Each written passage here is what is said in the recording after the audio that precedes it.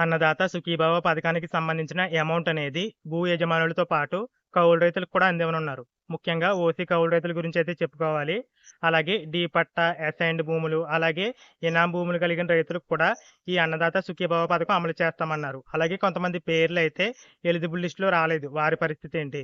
అలాగే ఈ అన్నదాత సుఖీభవ పథకానికి సంబంధించిన అమౌంట్ అనేది రైతులకు ఎప్పుడు రిలీజ్ చేస్తారు? కౌలు రైతులకు ఎప్పుడు రిలీజ్ చేస్తారు? ఇలాంటి వివరాలన్నీ కూడా ఈ వీడియోలో అయితే ఎక్స్‌ప్లెయిన్ చేస్తాను. వీడియో అయితే పూర్తిగా చూడండి. మీకు ఎలాంటి డౌట్స్ రాకుండా ఉండాలి అంటే వీడియో అయితే పూర్తిగా చూడండి. అలాగే కొంతమంది రైతుల వద్ద స్మార్ట్ ఫోన్‌లు అయితే ఉండవు కాబట్టి ఈ వీడియో మొత్తం చూసాక ఈ విషయాలన్నీ కూడా ఆ రైతులతో అయితే పంచుకోండి. వ్యవసాయ శాఖ డైరెక్టర్ ఢిల్లీ రావు గారు ఈ సమాచారం అందించినట్లుగా న్యూస్ పేపర్‌లో ఆర్టికల్స్ అయితే వచ్చాయి. అంటే ఈ సమాచారం అంతా కూడా అధికారిక సమాచారం. సో, వీడియో అయితే పూర్తిగా చూడండి. ఒక్కో పాయింట్ గురించి కూడా మీకు ఇప్పుడు ఎక్స్‌ప్లెయిన్ చేస్తాను. అన్నదాత సుఖీభవ పథకానికి సంబంధించి ఈకేవైసీ కోసం 47,77,000 మంది అర్హత పొందితే, ఇంకా 61,000 మంది ఈకేవైసీ కంప్లీట్ చేసుకోవాల్సిన వాళ్ళున్నారు. అంటే ఈ 47,77,000 మందిలో ఈ 61,000 మంది ఎవరంటే హౌస్ హోల్డ్ మ్యాపింగ్ పూర్తవ్వని వారు. సో, ఈ 61,000 మంది హౌస్ హోల్డ్ మ్యాపింగ్ పూర్తవ్వలేదు కాబట్టి తప్పకుండా వారు అన్నదాత సుఖీభవ పథకం ఈకేవైసీ అయితే కంప్లీట్ చేసుకోవాల్సి ఉంటుంది. ఎవరైతే అన్నదాత సుఖీభవ పథకానికి సంబంధించి అర్హత పొందారో వారు గనక హౌస్ హోల్డ్ మ్యాపింగ్‌లో ఉంటే గనక ఈకేవైసీ అవసరం లేకుండానే వారికి ప్రభుత్వం అమౌంట్ అయితే రిలీజ్ చేస్తుంది. అలా హౌస్ హోల్డ్ మ్యాపింగ్‌లో లేకపోతే వారు ఈకేవైసీ అయితే కంప్లీట్ చేయాలి. సో, ఇంకా 61,000 మంది హౌస్ హోల్డ్ మ్యాపింగ్‌లో లేరు కాబట్టి వారందరూ కూడా తప్పకుండా అగ్రికల్చర్ అసిస్టెంట్ లేదా హార్టికల్చర్ అసిస్టెంట్ వద్ద ఈకేవైసీ అయితే కంప్లీట్ చేసుకోవాల్సి ఉంటుంది. అలాగే సొంత భూమి కలిగిన డి పట్టా రైతులు, అసైన్డ్ భూములు కలిగిన రైతులు, ఇనాం భూములు ఎవరైతే కలిగి ఉన్నారో వారందరికీ కూడా ఈ పథకాన్ని అయితే అమలు చేయనున్నారు. ఇక్కడ డి పట్టా, అసైన్డ్ 2 ఒకటే అనుకోండి. ఇలా ఎవరికైతే డి పట్టా, అసైన్డ్, ఇనాం భూములు ఉన్నాయో వారందరూ కూడా ఈ అన్నదాత సుఖీభవ పథకానికి సంబంధించి అర్హత అయితే పొందుతారు. ఇదే విషయాన్ని నేను ఆల్రెడీ గత వీడియోలో అయితే చెప్పాను. చాలామంది పేర్లు రాలేదని అయితే చెప్పారు కదా! ఒకసారి మళ్ళీ మీ ఆధార్ నంబర్ ద్వారా ఈకేవైసీ యాప్‌లో అయితే చెక్ చేసుకోండి. ఎందుకు అంటే గతంలో ఎవరికైతే పేర్లు రాలేదో వారి పేర్లు మళ్ళీ అగ్రికల్చర్ అసిస్టెంట్ లాగిన్‌లో యాడ్ అయ్యాయి. ఈకేవైసీ కంప్లీట్ అయినట్టు కూడా వస్తున్నాయి. సో, ఎవరికైతే డి పట్టా, అసైన్డ్, ఇనాం భూములు కలిగిన రైతులు ఉన్నారో వారు మరొకసారి అగ్రికల్చర్ అసిస్టెంట్‌ని కలిసి ఈకేవైసీ స్టేటస్ అయితే చెక్ చేసుకోండి. మాక్సిమం ఈకేవైసీ పూర్తయినట్టుగా అయితే ఉంటుంది. సో, ఇనాం భూములు కలిగిన రైతులు, డి పట్టా కలిగిన రైతులు, అలాగే ఎవరైతే అసైన్ భూములు కలిగిన రైతులు ఉన్నారో వారందరూ కూడా ఈ పథకానికి సంబంధించి అర్హత అయితే పొందుతారు. కాకపోతే వారి పేరనేది వెబ్‌ల్యాండ్‌లో అయితే ఉండాలి. అలాగే వారి ఆధార్ నంబర్ అనేది ల్యాండ్‌కి అయితే లింక్ అయి ఉండాలి. అలాంటి వారు మాత్రమే ఈ పథకానికి అయితే ఎలిజిబుల్ అయితే అవుతారు. ఇక వెబ్‌ల్యాండ్‌లో ఆధార్ జత కాకున్నా అంటే మీ యొక్క వెబ్‌ల్యాండ్ డేటా ఏదైతే ఉందో అంటే మీకు భూమి అనేది ఆన్‌లైన్ చేయించుకుంటారు కదా! ఆ ఆన్‌లైన్ అయిన భూమికి మీ యొక్క ఆధార్ లింక్ అవ్వకపోతే మీ రెవెన్యూ అధికారిని అయితే కలవండి. రెవెన్యూ అధికారిని కలిసి మీ దగ్గరలోని మీ సేవ లేదా గ్రామ వార్డు సచివాలయంలో ఆధార్ నంబర్ అయితే లింక్ చేసుకోవచ్చు. దానికైతే ఆప్షన్ అయితే ఉంది. అలాగే తప్పుగా జోడించిన అంటే మీ యొక్క భూమికి వేరే రైతు ఆధార్ నంబర్ లేదా వేరే వాళ్ళ ఆధార్ నంబర్ లింక్ అయిపోతే అలాంటి వారి ఆధార్ నంబర్ తొలగించి మీ ఆధార్ నంబర్ యాడ్ చేయడానికి అవకాశం అయితే ఉంది. ఇక మరొక అవకాశం వచ్చేసి చనిపోయిన కేసెస్‌లో అంటే కొంతమంది రైతులైతే చనిపోయి ఉంటారు. మరి అలాంటి సందర్భాల్లో ఏం చేయాలి?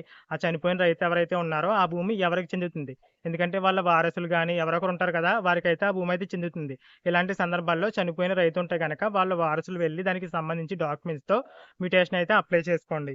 ఇక నేషనల్ ఖాతా కలిగిన రైతులు ఎవరైతే ఉన్నారో దానినైతే మార్చుకోవడానికి రెవెన్యూ సిబ్బందినైతే కలవమని పేపర్‌లో అయితే రాశారు. మరి నేషనల్ ఖాతాని జనరల్ ఖాతాగా మార్చడానికి ఆప్షన్ ఉందో లేదో తెలీదు గానీ, ఇలాంటి సందర్భాల్లో అంటే మీ యొక్క ఆధార్ నంబర్ అనేది ల్యాండ్ లింక్ అవ్వకపోయినా, లేదంటే వేరే వాళ్ళ ఆధార్ నంబర్ లింక్ అయినా, లేదంటే రైతు చనిపోయినా, లేదా నేషనల్ ఖాతా ఉన్నా ఇలాంటి సందర్భాల్లో మీరు మీ యొక్క వీఆర్ఓని కలిసినట్లయితే మీకు సమాచారం అయితే అందిస్తారు. అక్కడి నుంచి ఎలాంటి రెస్పాన్స్ రాకపోతే కామెంట్స్‌లో అయితే అడగండి. నేనైతే రిప్లై అయితే ఇస్తాను. అలాగే త్వరలో గ్రీవెన్స్ అప్లై చేసుకోవడానికి ఆప్షన్ అయితే ఇస్తామన్నారు. మనం ఇదే విషయాన్ని ముందుగానే చెప్పుకున్నాం. ఏంటంటే కొంతమందికి అర్హత ఉన్నా సరే లిస్ట్‌లో పేర్లు రావట్లేదు కదా!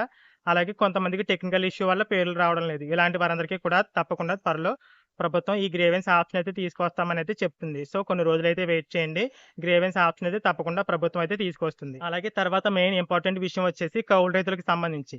గత ప్రభుత్వంలో ఎస్సీ, ఎస్టీ, బీసీ, మైనారిటీ కౌలు రైతులకు మాత్రమే రైతు భరోసా పథకం అయితే అమలు చేశారు. ఇప్పుడు కూటమి ప్రభుత్వం వచ్చేసి ఎస్సీ, ఎస్టీ, బీసీ, మైనారిటీ కౌలు రైతులతో పాటు ఓసీ కౌలు రైతులకు కూడా ఈ అన్నదాత సుఖీభవ పథకం అమౌంట్ అయితే అందిస్తామనేది చెప్తుంది. So, SC, ST, BC, minority కౌలు రైతులతో పాటు ఓసీ కౌలు రైతులకు కూడా ఇప్పుడు ఈ అన్నదాత సుఖీభవ పథకం అమౌంట్ అయితే అందజేస్తారు కాబట్టి తప్పకుండా ఇప్పుడు కౌలు రైతులందరూ కూడా కౌలు రైతు కార్డుకైతే అప్లై చేసుకోండి.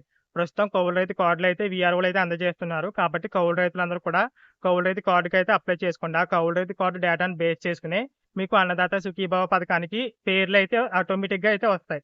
సో, కౌలు రైతు కార్డ్ అయితే తప్పనిసరి. అలాగే త్వరలో అంటే కొన్ని రోజుల్లోనే మళ్ళీ ఈ క్రాప్ చేయించుకోవడానికి అంటే ఈ పంట నమోదుకు ప్రభుత్వం అవకాశం అయితే కల్పిస్తుంది కాబట్టి, కౌలు రైతు కార్డ్ వచ్చిన తర్వాత ఈ పంట నమోదు కూడా పూర్తి చేసుకోండి. మీరు తప్పకుండా కౌలు రైతులైతే గనక అన్నదాత సుఖీభవ పథకానికి సంబంధించి నేను చెప్పినట్టు చేసుకుంటే ఎలిజిబుల్ అయితే అవుతారు. కౌలు రైతుల విషయంలో గత ప్రభుత్వంలో ఒక కండిషన్ అయితే ఉండేది. ఏంటంటే, ఆ కౌలు రైతు వచ్చేసి కనీసం ఒక రైతు నుంచి ఎకరం భూమైనా సాగు చేయాలి అని. కాబట్టి అదే విధానాన్ని ఈ ప్రభుత్వం కూడా ఫాలో అయ్యే అవకాశం ఉంది కాబట్టి, మీరు కౌలు రైతు కార్డ్‌కి అప్లై చేసేటప్పుడు కనీసం ఒక రైతు నుంచి ఎకరం భూమైనా సరే కౌలు రైతు కార్డ్‌కైతే అప్లై చేసుకోండి. ఇక మే 2025 వరకు మ్యూటేషన్‌లు అప్లై చేసుకున్న వారు ఎవరైతే ఉన్నారంటే మే 2025 లోపు వెబ్‌ల్యాండ్‌లో పేర్లున్న వారు ఎవరైతే ఉన్నారో వారి పేర్లు మాత్రమే ఈ అన్నదాత సుఖీభవ పథకానికి సంబంధించి అయితే రావడం జరిగింది. ఇక భూ యజమానులకు ఈ అన్నదాత సుఖీభవ పథకం అమౌంట్ అనేది PM Kisan next installment amount ఎప్పుడు రిలీజ్ చేస్తారో అప్పుడే రిలీజ్ చేస్తామని అయితే కూటమి ప్రభుత్వం అయితే చెప్తుంది. ఇక PM Kisan next installment amount అనేది జూలై మొదటి వారంలో రిలీజ్ చేసే అవకాశం ఉందనైతే చెప్తున్నారు. కాబట్టి అన్నదాత సుఖీభవ పథకం మొదటి ఇన్‌స్టాల్‌మెంట్ అమౌంట్ కూడా జూలై మొదటి వారంలో రిలీజ్ చేసే అవకాశం అయితే ఉంది. అన్నదాత సుఖీభవ పథకం కింద ఫస్ట్ ఇన్‌స్టాల్‌మెంట్ వచ్చేసి రూ. 5,000 అయితే రిలీజ్ చేస్తామని చెప్తున్నారు. ఎక్స్‌ట్రాగా పీఎం కిసాన్‌కి ఎలిజిబుల్ అయితే మరొక రూ. 2,000 అయితే క్రెడిట్ అవుతాయి. అలాగే కౌలు రైతులకొచ్చేసి కౌలు రైతులకి ఫస్ట్ ఇన్‌స్టాల్‌మెంట్ అమౌంట్ అనేది అక్టోబర్‌లో రిలీజ్ చేస్తామన్నారు. అలాగే సెకండ్ ఇన్‌స్టాల్‌మెంట్ వచ్చేసి జనవరి 2026న రిలీజ్ చేస్తామని చెప్పారు. అంటే 2025 అక్టోబర్‌లో 10,000 రిలీజ్ చేస్తారు కౌలు రైతులకి. ఇక మిగిలిన అమౌంట్ వచ్చేసి 2026 జనవరి నెలలో మరొక 10,000 అయితే రిలీజ్ చేస్తారు. ఈ విధంగా కౌలు రైతులకి 20,000 అయితే కంప్లీట్ చేస్తారు.